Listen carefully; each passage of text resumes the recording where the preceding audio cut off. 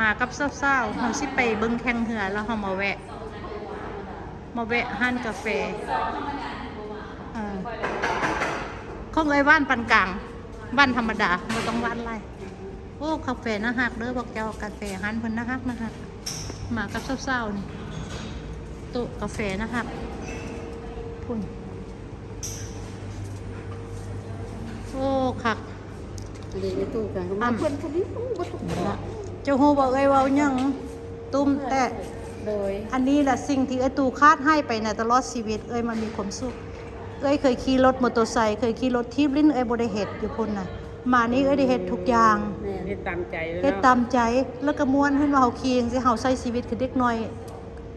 น่ะเฮาสิน้อยก็ได้ด้วยบ่เลยบ่เฮา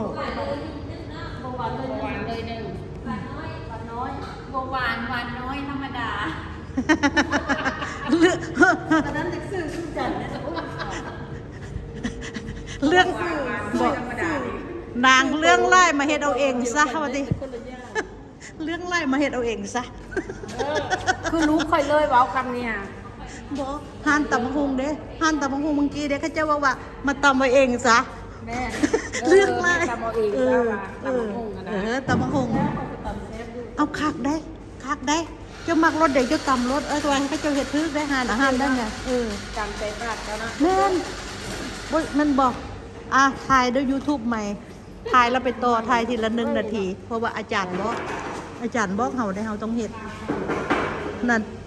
คุณเบิ่งอาจารย์ดูนะฮักนะคืออิเมจโจใดเอาหัวใจเธอมาเพลงกระท่ามัดใจเลยมักนะจะมองนะลูกได้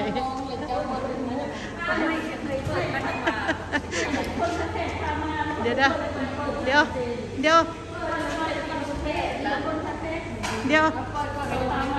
ยวทายคนดังก่อนไหมเว้ยนี่นะนี่นะทายคนดังนี่นะหัวหน้าทีมนี่คนดังนี่อาจารย์ใหญ่เชื่อว่าหน้าดัง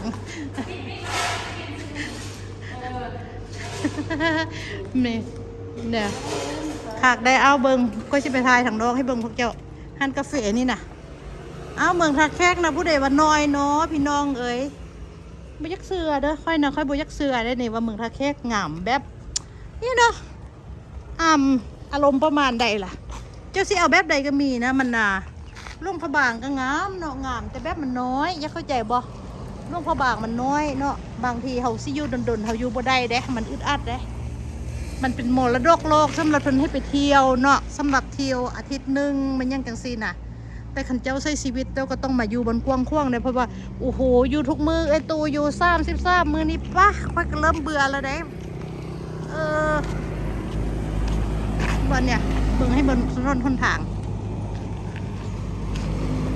นี่เห็นบ่ถนนหนทางมันกระทนทางแบบเดียวกับอยู่เมืองอเมริกาแล้วอยู่ไส้กระไดนี่เห็นไงไปไส้กับไปฮอดในถนนเส้นใหญ่เห็นไหมกะไล่เส้นกับแบบนี้แหละไปพุ่นเอาก็ขี่ตรงไปพุ่นไปถนนบนเขาอยู่ขิมคล้องกันไปพุ่นกันไปประทัดเมืองเก่าก็ประมาณโอ้จังนี้ก็5 นาทีเขาขี่มานี่ก็บ่ฮอด10 นาทีนะมากินข้าวสูตรร้านกาแฟเขาเจ้าใหญ่ซูเปอร์มาร์เก็ตกับซูเปอร์มาร์เก็ตบักใหญ่พวกแก้วซื้อหยางยักษ์ได้หยางสันได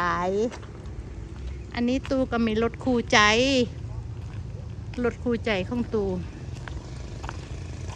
อันนี้แหละคือสิ่งที่ตูคาดให้ไปเนาะสิ่งที่คาดให้ไปตอนนี้มาก็มีความสุขแล้วถ่ายเอาตัวเองเอาเว้าให้ฟังพวกเอ้ยน้องคักมาอยู่นี่แหละค่อยสิพูดอันนี้ลงอีกสิ่งที่ค่อยคาดให้ไปเนาะค่อยมาทักแคกค่อยใดแล้ววันนี้